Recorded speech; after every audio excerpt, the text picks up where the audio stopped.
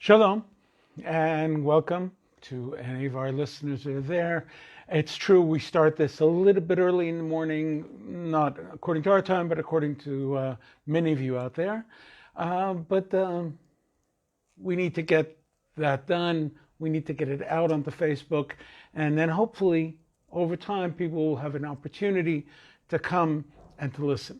But in this time in Israel, which is we're still in the morning, we're talking about 11 o'clock in the morning, we start earlier. Those that will be able to hear us later, we welcome you then. We want to do one thing. We want to focus on a little aspect of the Torah portion that we're about to enter into Shabbat Vayeshev, which is Genesis 37:1 to Genesis 40:23, but it's also the Shabbat of Hanukkah. And we want to understand, is there something there? There's so much there, but one other little piece that we can learn from, grow from, and perhaps be a little more careful with. So let's begin. We're actually going to go through the verses. So any of you that have a Tanakh or a Bible, please open it up and open up to Genesis 37, verse 3, and we'll begin from there. So again, for those of you that is joining us now, there are more and more of you joining. Let's focus on Genesis 37, verse 3. And it says, "And Israel loved Joseph more than all his sons, because he was the son of his old age, and he made him a fine woolen coat." Now, in an article we sent out this week, we talked about the fact that it's Israel, not Jacob, who loved the son. Israel, the prophetic or spiritual essence name. He sent us something in Joseph. In addition to his own personal connection to Joseph, he loved all of his children and they all loved him. But there was something about Joseph being the firstborn son through his beloved Rachel that made him special. And he loved the son.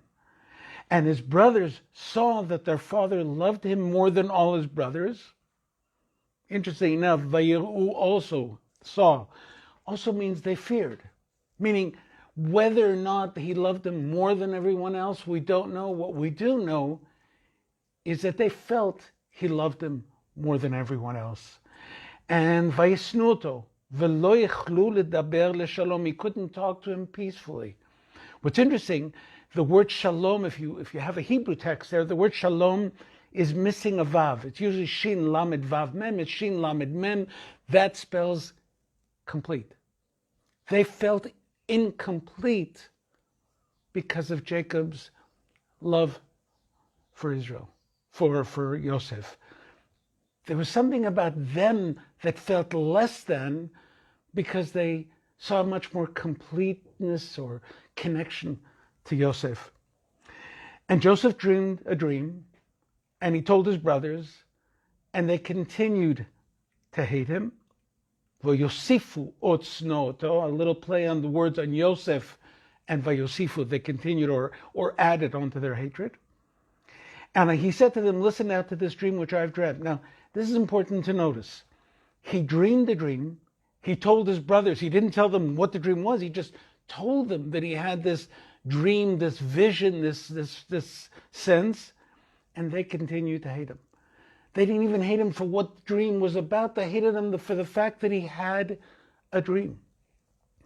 And we find that so often. People who are so in need of vision and feel so incomplete in themselves, when they encounter someone that has a vision, that has a dream, they resent it.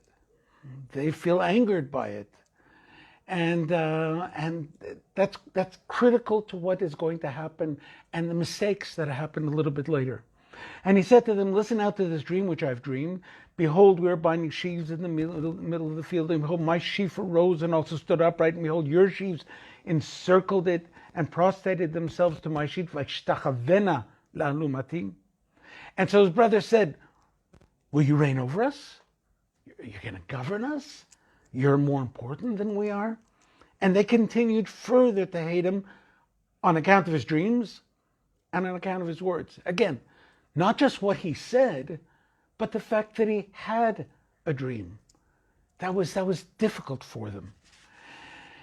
And then it says, and he again dreamed another dream. And he related it to his brothers.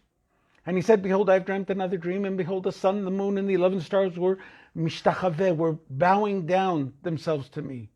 And he told this dream to his father and to his brothers, and his father rebuked him and said, what in this dream did you dream? Will we come, I and your mother and your brothers, to lishtachavot, to bow down ourselves to you, to the ground? Arza? What does that mean, to the ground? And it's almost as if Yaakov, Israel, was saying to him, look what you've done. You have had a vision. There's something there. And you've taken down to this menial, you're going to bow down to me. We're going to bow down to you. You're missing the dream. You're missing your vision. That's the anger he had. In fact, we see, so his brothers ended him, but his father awaited the matter. Shamar, or he kept the matter. Et davar. What does that mean? Kept what matter? The word davar is an incredible word. You see it, by the way, in Jeremiah 21:1. This is the word hadavar that came to Jeremiah from Hashem. That prophecy about the 70 years they would go into exile. Then you see it again in Daniel, where he goes, Daniel contemplate. What was he contemplating? What was this davar that Jeremiah had? Yirmiyahu, meaning Israel, not Jacob. Israel sensed that his son was seeing something prophetic, some vision, some spiritual truth. And he was angry at him because he took it down to this menial, you're going to bow down to me, we're going to bow down to you. What is that? But he knew there was truth there, and he kept it to himself. And yet the brothers couldn't accept it. They couldn't live with that. That's a great lesson for us, by the way. Sometimes we become so impassioned by a truth, so excited about a new understanding that we have in Hashem's word, or a new understanding in our lives that Hashem has directed us to. We become so impassioned, we want to share it and fly it in the face of everybody around us, for their good, obviously, or maybe not. Maybe that was the problem here. Maybe it was about, I'm dreaming this dream and you are going to bow down to me.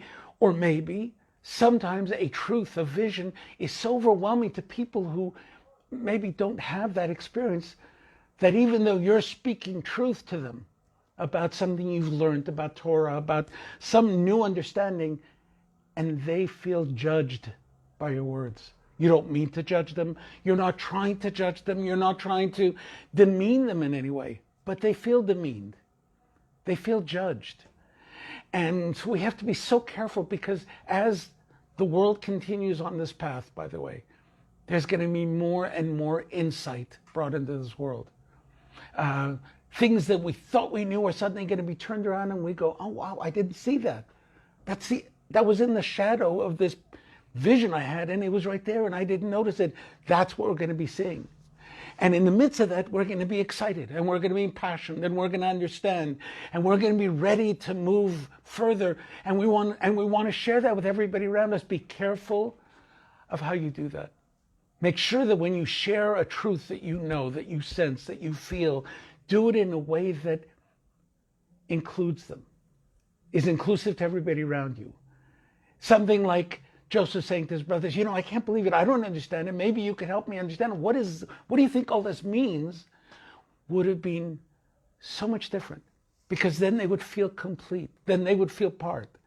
We need to understand how to do that when we're sharing, excited about what it is that Hashem is revealing to us. Maybe that's a lesson in Hanukkah as well.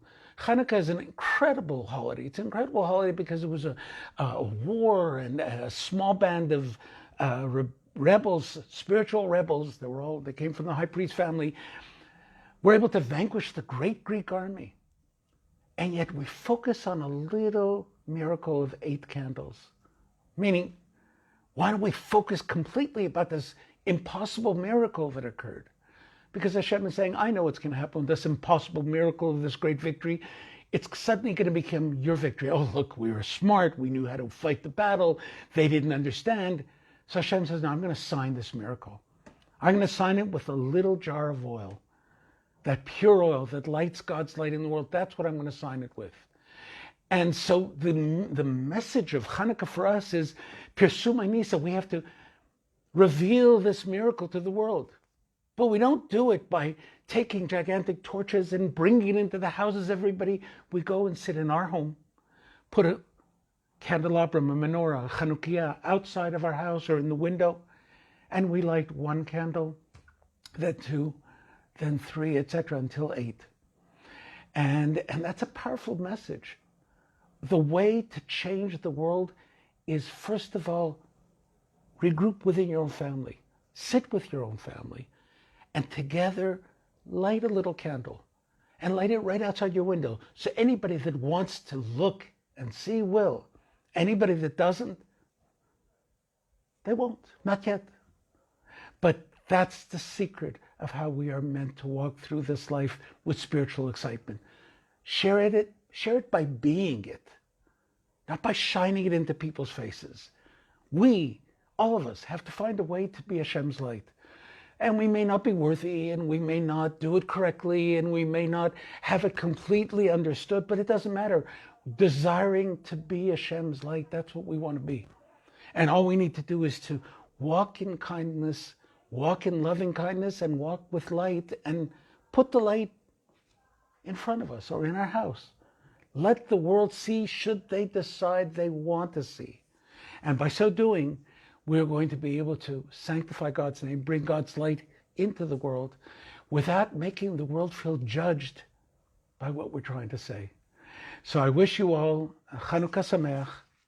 I hope we can continue to be in touch either by YouTube, through Facebook Live, through the articles on Facebook.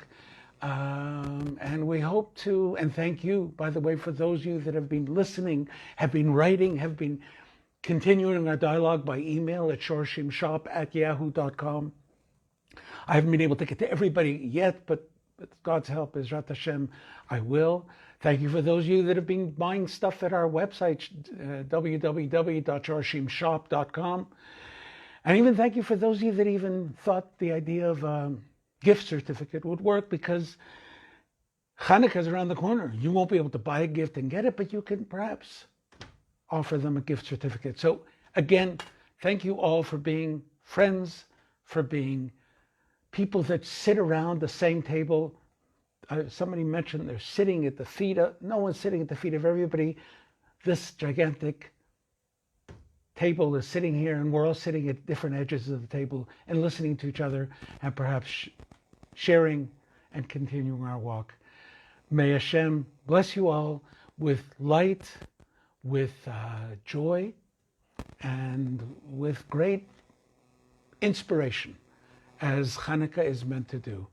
Shabbat Shalom, those of you that I won't see before Shabbat and talk to, and Hanukkah Sameach, and until the next time, Lehitraot. We'll see you again, unless something happens and you're here tomorrow. You're welcome to come into the shop. We'll see you then. Thank you.